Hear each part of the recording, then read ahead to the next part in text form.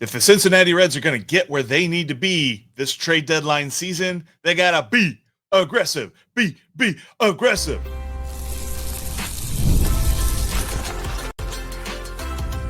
You are Locked On Reds, your daily Cincinnati Reds podcast, part of the Locked On Podcast Network, your team every day.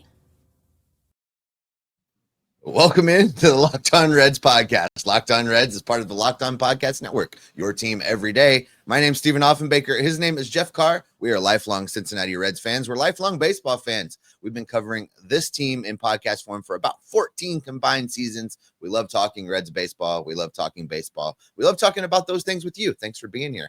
On today's show, the Tampa Rays. Their model for building a team is objectively very, very good. But man, is it hard to be a fan of it. Does it hurt the heart when you're a fan of a Tampa model team? We're going to discuss that later in the show. In a few minutes, we'll set up the series with the Rays, where the Reds will need to hit some home runs. The ball needs to be a flying down at the Bakes, down at GABP for the Reds to get this done. But we are going to begin with this trade deadline and why it needs to be different. That's all coming up on today's episode that is brought to you by Game Time. Download the Game Time app, create an account, and use the code LOCKEDONMLB for $20 off your first purchase. All right, Jeff, your be aggressive notwithstanding, you're probably not wrong. The Reds do need to be aggressive if they want to continue the momentum, if they want to push for a wild card spot. I looked before we recorded, 2 games out of a wild card spot. They picked up half game while they were sitting at home on the couch yesterday. So that is good. Reds need to go make some moves. And there's already been a move made. Josh Naylor was traded from the Diamondbacks to the Mariners yesterday, well, late last night, actually.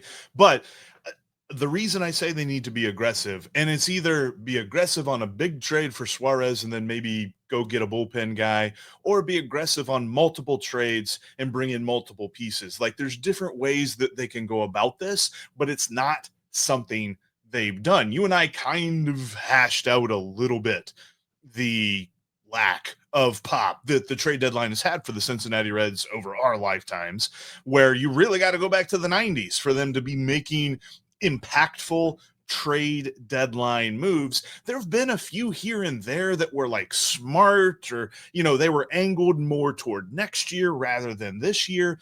The Reds have really never attacked the trade deadline in a manner that was, let's go hard for this year. Like, the closest they might have came was the shortened season in 2020, whenever they acquired multiple relief pitchers and an outfielder.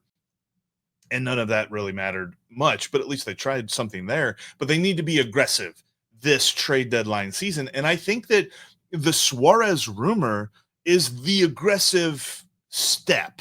It's not fully accomplishing that, but the fact that there is mutual interest, the fact that the Reds called on the most coveted trade player at this deadline is a very encouraging sign. And it's just more of the same of what we've seen so far this season as to the Reds actually moving toward that aggressive posture. Yeah. The aggressive, it's not even an aggressive posture. I think that's just like a competitive posture. Maybe we're using the wrong word. Maybe it's not aggressive. Maybe that's what's making everybody so uncomfortable in the comment section. Maybe aggressive is not the right word. Yeah, it's not the right word, Jeff. I think it is too aggressive. They need to be competitive. They need to go out and upgrade this team to remain competitive, to remain relevant, and to be in the hunt. That's not aggressive. That's in the job description. I think we're framing this wrong. It just hit me as you were talking. They need to be aggressive. They need to be normal. They need to be a team that wants to win a playoff game. They need to be a team normal that wants compared to make it to other Series. teams, not normal compared to this team. They need to be normal. So, we're not wrong. I think let's tweak the narrative so that the comment section will settle down and everybody can get on board with trading away some prospects to build this team. So the reason that I say aggressive, though, is if they're going to get the pieces that they seek, they are going to have to outbid other teams. And I want to kind of draw attention back to the Suárez rumor, because right now that's the most prominent thing in Reds land. There's not really a whole lot of other players that the Reds are tied to. Like, they're loosely tied to Ryan O'Hearn from Baltimore. They called the Twins about Griffin Jackson, Juan Duran, although rumors are that the Twins want the Earth, the moon, and the stars for those guys. So maybe not those guys, but even still, the most aggressive rumor is for Eugenio Suárez. And if they're going to win that, they have to be okay with a little bit of a gamble of a trade. Like, what I'm thinking of is this. Remember a few years back, and when I say a few years, it's like 10 years ago now, so whatever, time's a construct. But the Reds traded Johnny Cueto to the Kansas City Royals. And at that time, say what you will right now about it, and somebody's probably going to try to shout me down, but they are wrong, because at the time that trade was made, everybody praised the return that the Reds got. National pundits, local pundits, everybody was excited about the 3 pitchers that the Reds got back from the Royals. And I can say those names, Steve. You and I and a couple of the everydayers might know them, but the casual Reds fan is not going to remember Brandon Finnegan, not going to remember Cody Reed, and certainly won't remember John Lamb, because all 3 of those guys were barely here.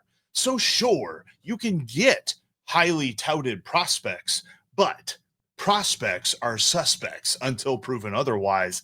Give me Eugenio Suárez, because if he does what Johnny Cueto did, Johnny Cueto led the Royals to a World Series that year. And I know we're talking about 2 different players, like positionally and stuff, but I would much rather have what the Royals got than what the Reds got in that trade. Yeah, the Johnny Cueto ended up being the infusion of talent and energy and baseball that the Royals needed to make that push, and it energized the fan base. It showed that the Royals were serious. Eugenio Suárez trade would be the same thing. It would be that infusion of veteran leadership, a guy that's hitting for a ton of power, a guy that the fans love, that would show that the team is trying to win. It is the same, although we're talking about different positions. I was really surprised at the amount of pushback in the comment section yesterday, Jeff, that began with things like, why would you trade away so much? Why would you trade away such a haul? And I was taken aback, because I had to go back and look at who I said. Like, did I say something dumb? Like, did I say trade Chase Burns? Did I say Rhett Lauder? Trade Ellie there. Yeah, Who did I say? Because I thought I said Chase Petty, a guy that got smacked around in his few major league innings. I thought I said Edwin Arroyo, a guy that wrecked his shoulder and couldn't hit before he wrecked his shoulder, that plays good defense. And I thought I said add in a guy from the lower levels that won't be ready for 5 or 6 years. That doesn't sound like a haul to me. I will trade that every day of the week to get a playoff push. I'm not sorry. If you want to hang on to guys like Edwin Arroyo that you've never seen in a big league uniform, that you've never seen on a big league field, that you still don't know if he can get around on a major league fastball, if you don't want to trade that guy, if you would rather hang on to that guy than have a playoff game at Great American Ballpark, I don't know what to tell you, because the whole reason we play these games is to get the playoff games at Great American Ballpark. Why would you not want to trade that guy? And you know what? If the Reds were to do that, and if there were a conversation, I don't think we would ever know this conversation's, full details, but if there ever were a conversation where the Diamondbacks were like, all right, Petty, Arroyo, Adam Serbanowski, you get a Eugenio Suárez, and the Reds were like, I don't think so. You know what we would say? We would say the phrase that we hate, same old Reds, because that's what the Reds have done my entire life. They have said, well, the potential of this guy in 2028 is not worth trading for this guy that can help in 2025. And that is not going to get it done. That's what this team has done for years and years and years. It is time to push. You only have a few more years of Elly De La Cruz left, pending the upcoming economical changes to the game of baseball. But you only have a few years of him left. And what are you going to do after that? Because right now he's your star. And there's a lot of other guys that are trying, and they have nice little, spurts of professional production. And then there's spurts where they just disappear, and they're nothing to this lineup, and they don't provide the kind of production that you need. Eugenio Suárez has been doing this for years. Go get him right now. I get the inclination to be a prospect hoarder. I get the inclination to want to just gather more and more and more and more. You know I what think cured it's me of this? Stockholm syndrome. It's Stockholm syndrome. Nick Senzel cured me of this. I was Yes, kind of yes. that way before. Like I had a really hard time. Like, oh, we can't trade that guy. The Reds could have had We JT can't- Realmuto. They sure could have for Nick Senzel, and they didn't do it. So Would have rather had JT Realmuto because we know what happened with Nick Senzel. Obviously, hindsight's 2020 there, but even at the time, I was still kind of like, "Ooh." But the point being thing, is you can't believe the ink. You can't just be like, No. oh, the prospect, because who knows how it's going to work out. Yeah, because in a lot of these guys that were just like, man, the scouting reports are not what they do on the field. And as much as we're hanging on to that, if the Reds have the opportunity to get somebody who is living up to their scouting report, like a Eugenio Suárez, they absolutely need to be aggressive and get it done. But you know what, Steve? Coming up this weekend, the Reds got the Rays, and they're getting out of the heat and humidity of Florida, and they're coming into the heat and humidity of Cincinnati. And the Reds need to be hitting some dingers this weekend. The next time that you get down to the ballpark, you got to do it using Game Time. Game Time is the best way to travel around Major League Baseball. I have done this. I've done to San Francisco. I've gone to Pittsburgh. I've gone to Boston, so many different places with Game Time. And I'm from Cincinnati, so I know what the view from my seat's going to look like in Cincinnati. Don't necessarily know what it's going to look like out at Oracle Park, but Game Time is going to show me because they give you all the best information on your ticket. Check out Game Time today. And with your first purchase, if you use the promo code LOCKEDONMLB as you're setting up your account, you'll get $20 off your first purchase. Plus, you've got the great Game Time deals that you get close to the first pitch. All of that being said, you get to save some money on some tickets. So check out Game Time today. They've got the last minute tickets at the lowest prices, guaranteed. Thank you for making Locked On Reds part of your everyday routine. If you're not an everydayer, make sure you hit that subscribe button here on YouTube and on your favorite podcasting app, because we're here every single day all throughout the season. We've got news and updates whenever it comes to the big transactions. We'll be here with you whenever the Reds make a big trade. And when you subscribe, you get the Reds Postcast with Tim Daniel. He goes live at the end of every Reds game, and it's in your audio feed shortly thereafter.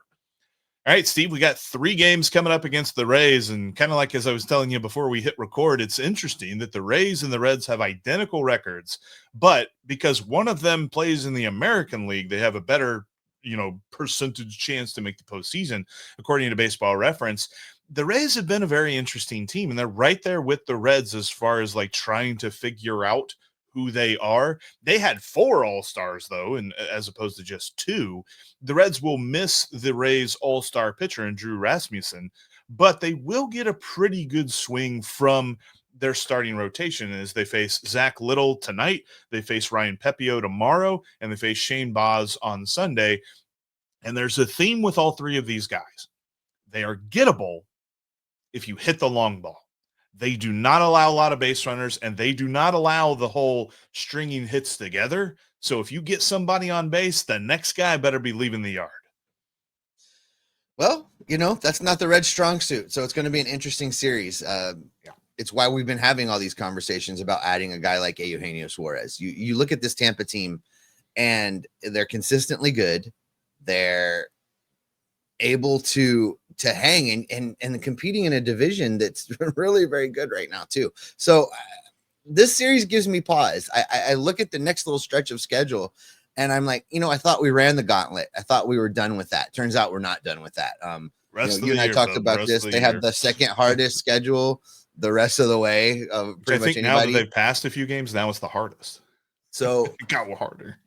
What they've consistently done is risen to the occasion, and they're really going to need to rise to the occasion over the next 7 to 10 days. There's a lot going on between Tampa, Dodgers coming to town, and then the Speedway series with the Atlanta Braves, who, you can look at Atlanta and be lulled into like a sense of, oh, they're not that good. The Braves are that good. Do not be fooled. So this stretch of schedule is going to be tough. It starts with a hot, fast start against Tampa. Yep. I think the Reds can do this. You look at what you need from this team offensively. You're going to need some guys to have some breakout games, and you're going to need an opportunity for Ellie to Ellie. So it's going to be key that Austin Hayes is the good version of Austin Hayes versus the other version of Austin Hayes. It's going to be key for them to jump out early. We're going to need to see something like the TJ Friedel leadoff home run. We're going to need to see things like a couple back-to-backs somewhere along the way, because you're right. The long ball is going to prove to be key in getting the Reds a win. Low scoring games, maybe, Jeff. This could be somebody winning 3-2 walk-off style ninth inning kind of games. I don't anticipate the 10-8 games. And now that I've said that out loud, they're going to win. It's going to happen. 15-14 is what's going to happen. But I really think we could see a couple pitchers duels along the way in this series. So ever since the Reds and the Rays have played each other for one series a year, the Reds have won one of those series and the Rays have won the rest. Ironically, the one series that the Reds won, they swept the Rays in 2022. So it's really hard to figure out exactly what the Reds are going to do based on the past, but it's worth looking back and seeing what they've done. The last 2 years, they've won 1 out of the 3 whenever they face the Tampa Bay Rays. So they've got to kind of flip this here. They got to win 2 out of 3 because they're right in this spot at 2 games back that they need to get going. Like, you need to make a trade and you need to get going against these tough opponents. And looking back again at this matchup, like from the pitching aspect, they've also got a really good bullpen.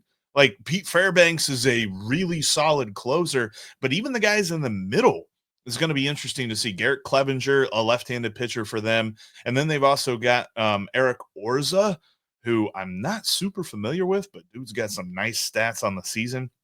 But the one thing that all of them do, whether it's a starting pitcher or it's a bullpen guy, is they don't walk people. So this is going to be a tough one, because we always say from a lineup perspective, you want to work the count, you want to make the pitcher throw. Pitcher ain't going to throw a lot of pitches outside the zone in this series, Steve. The Reds are going to have to be aggressive when they see their pitches. Again, aggressive. That word keeps coming up. But then on the other side of things, the lineup, like, get ready for Junior Caminero. In case you didn't watch the home run derby, this guy can hit it a long way, and he's coming to the one ballpark one of the top 3 ballparks in the world that if you hit the ball a long way, you're going to hit the ball really far.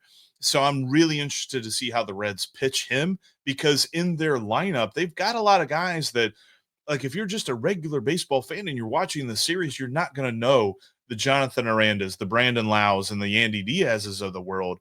But those guys can hit, and it's going to be tough to pitch around them. This is going to have to be a series where the Reds are crisp. And when you're talking about the guys that they've got on the mound, looking at Nick Martinez tonight, Andrew Abbott tomorrow, and Brady Singer on Sunday, I feel good about the first 2. Very interested to see what we get out of Brady Singer on Sunday, though. Yeah, Jonathan Aranda, man. Ooh, 46% better than league average. 146 OPS plus. That guy's the real deal. For sure. Run me through real quick again, because I didn't write it down. What order are their pitchers going? So we got Martinez tonight, Abbott tomorrow, and Brady Singer on Sunday. The Rays pitchers. And you got Zach Littell tonight. They got Ryan Pepio tomorrow and Shane Baz on Sunday. So Pepio against Abbott, That's going to be a pitcher's duel right there. And then Shane Baz has really come along well this season too. So you hit on it for just a second. They're walks. They don't walk people. Walks per 9 for Pipio is 2.8. So under man, Lidell's 1.3 walks per 9. Cast a wide net, and look at the entire pitching staff for the Tampa Bay Rays this year. 2.8 walks per 9 for the entire pitching amazing. staff. This is I'm standing by my pitchers duel 3-2 walk-off win required scenario, because you're right, it's going to be hard to string a bunch of runs together.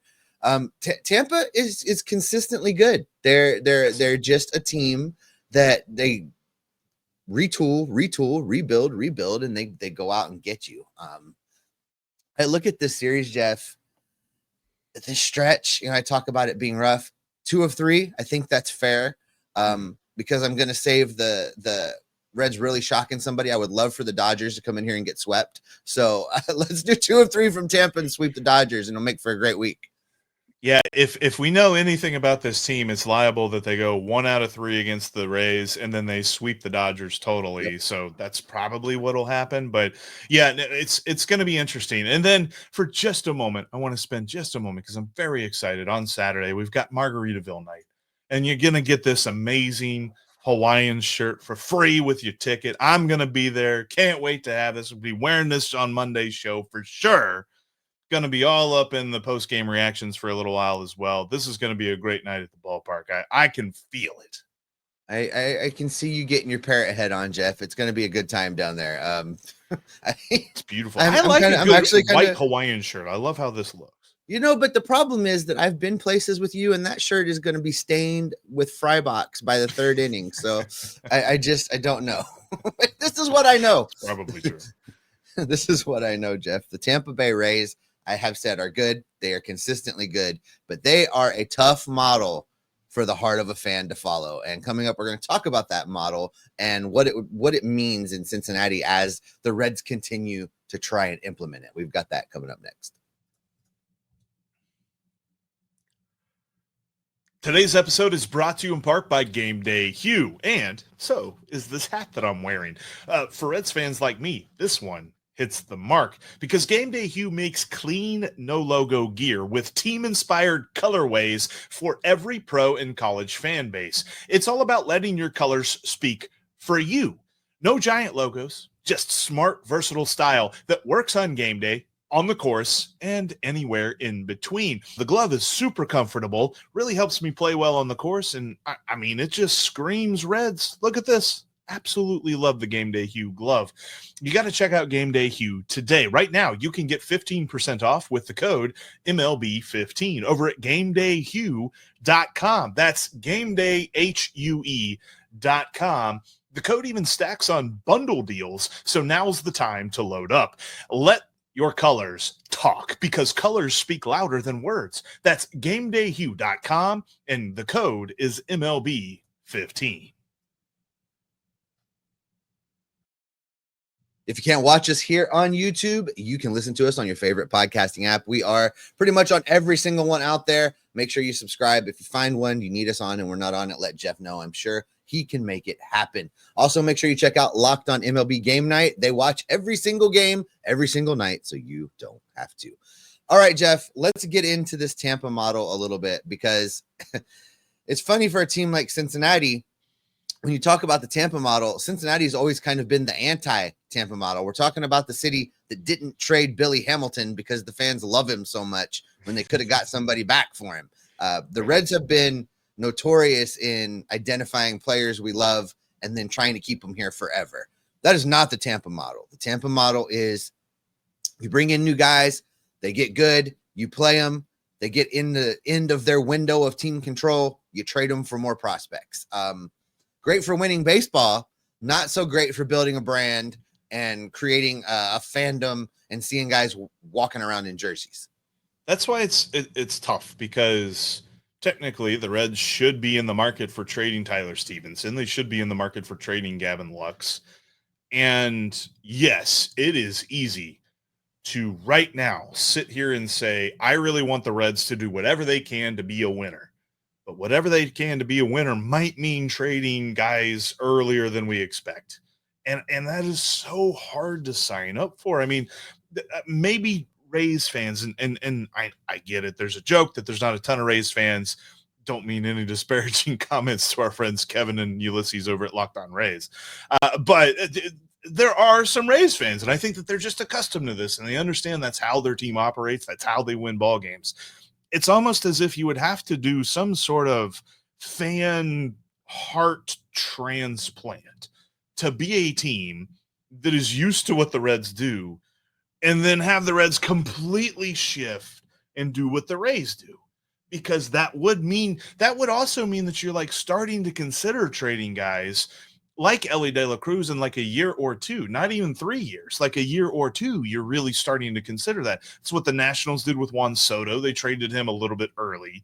And honestly, they got back a lot of talent, but how good's that team been ever since? Like there's a general feeling to all of this that I don't necessarily know we can quantify whenever we're looking at wins and losses and trades and things like that, because there's a locker room mentality to it all. The behind the scenes part of this, like if you trade Tyler Stephenson, how does this team change? If you trade Gavin Lux, how does this team change? He was one of the guys that instigated the players only meeting at the beginning of June.